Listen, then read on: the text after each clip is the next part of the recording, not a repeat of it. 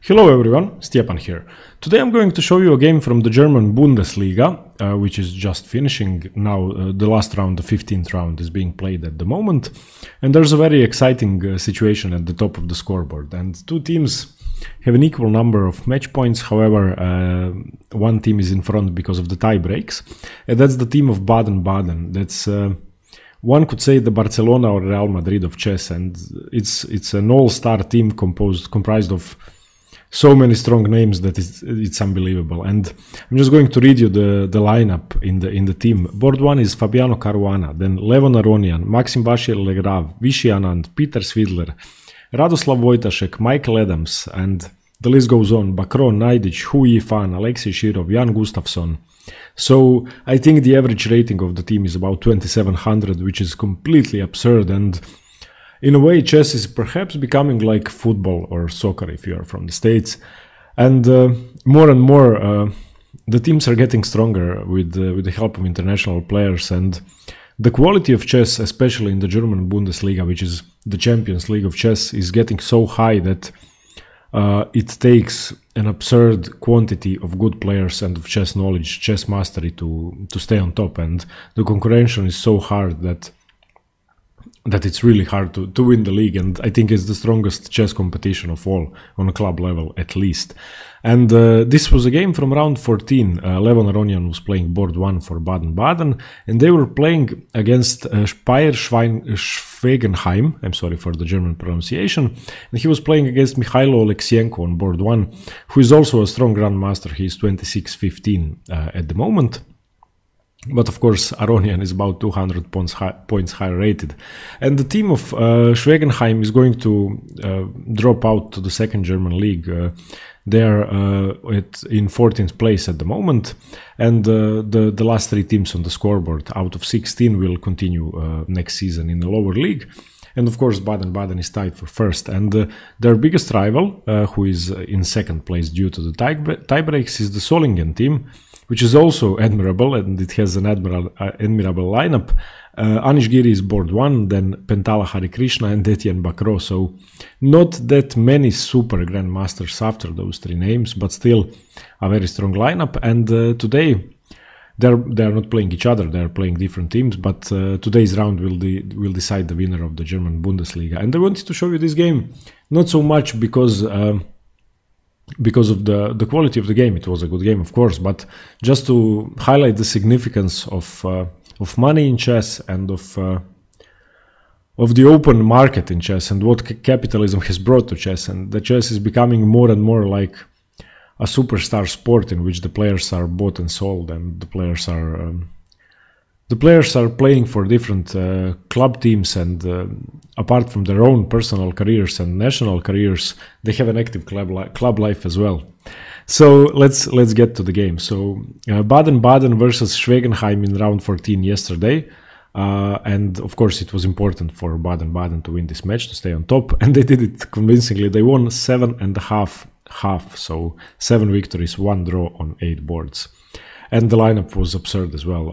MVL was playing, Aronian was playing, Wojtaszek was playing, Michael Adams was playing. So they pretty much brought their strongest setup, apart from Fabiano Caruana, who was too busy after the US Championship. So Aronian had white pieces. He opened with pawn to d4. We have d5, c4, e6, queen's gambit declined. And now for about 10 or so moves, we are going to follow the game Levon Aronian Magnus Carlsen played a couple of years ago. So Aronian was well versed in the theory of this opening. Of course, he would have been anyway, but we just have a confirmation.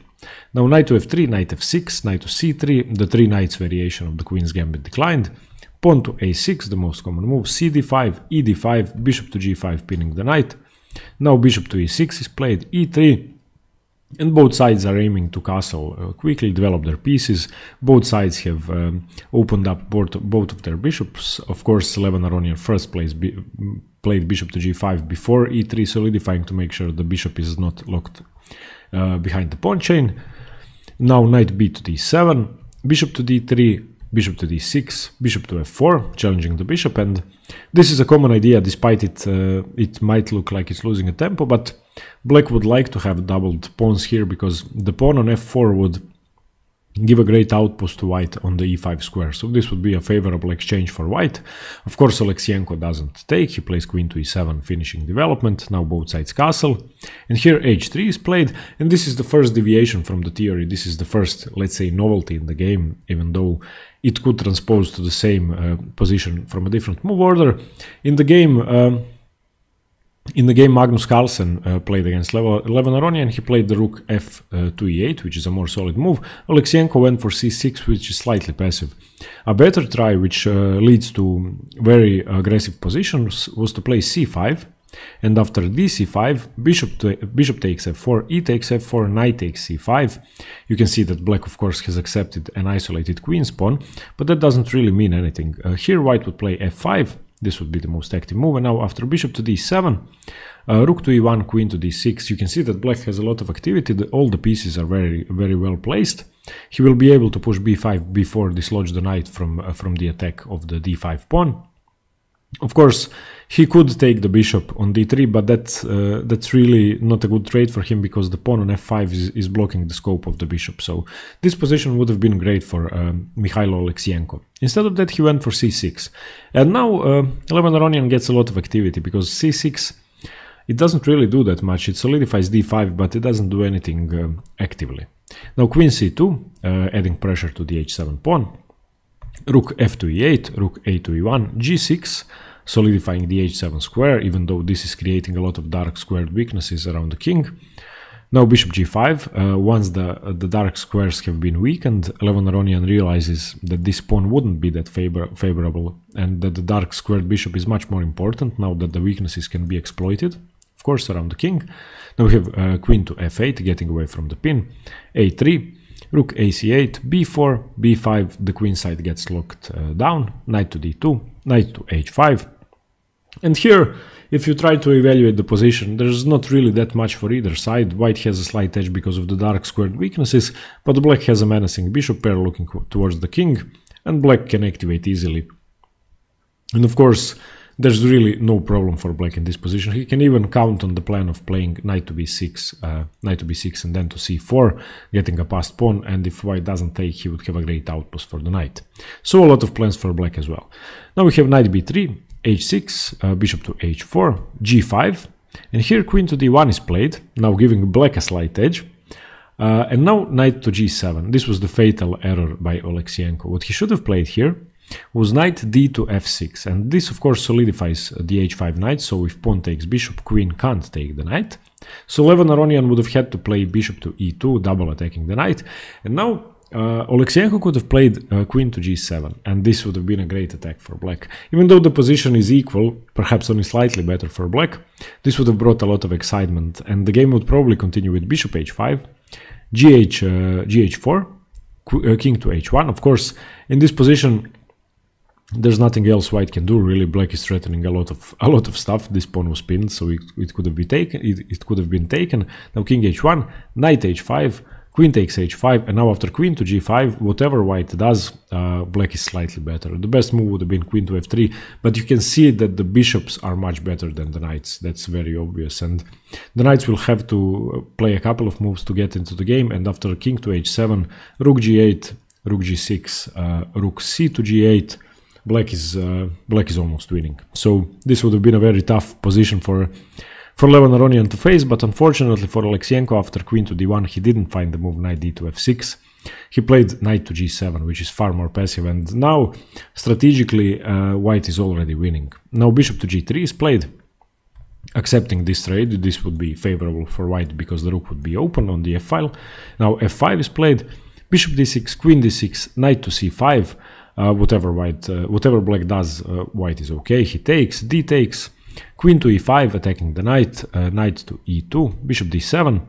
And now this is, I would say, an easy conversion for Levon Aronian, and pretty much for the entire game his advantage didn't drop. And you can see that black has a clear weakness in the position, and the weakness that's easily exploited too, and that's the pawn on c6. And this pawn can of course no longer be defended by any pawns, and the knight, which is even worse, has a permanent outpost on d4, and Levon Aronian uses that immediately.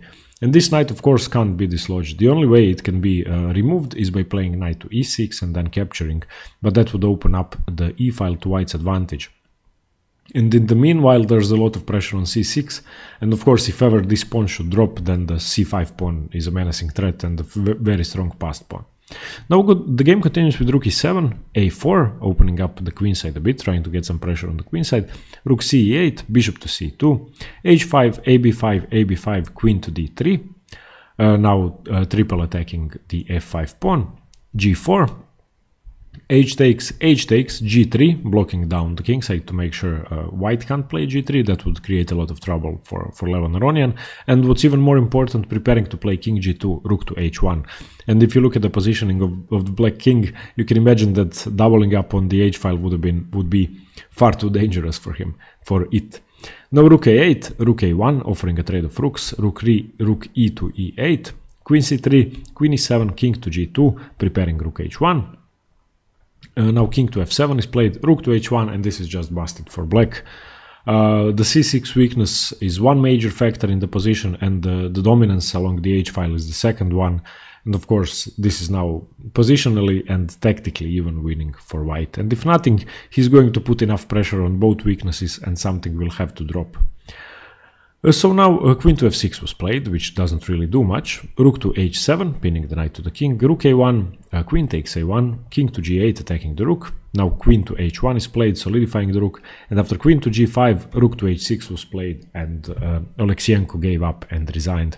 And now in this position, there's no mating threats really to black king. Of course, it could change in a matter of moves. However, the c6 pawn is now indefensible. If black tries rook c8, then simply rook h8 check, king f7, rook takes, bishop takes, knight takes c6, and this is it.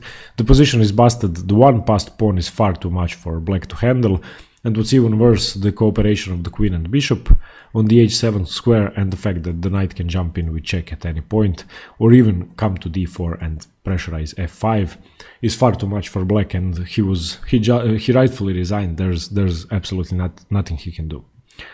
So okay, this was a very nice game from Levon Aronian, of course, against 200 points lower rated opponent, but still a majestic performance. And as I said, his team Baden Baden won 7.5-half, and at the moment they're playing the last round of the Bundesliga, and I'm very excited to see how it goes. I will cover at least one game from the round today, so we will see who won the German chess league, the Bundesliga. Thanks very much for watching. I hope you liked the video, and I hope I didn't bore you too much with the intro, and stay tuned for more chess. Thanks, bye!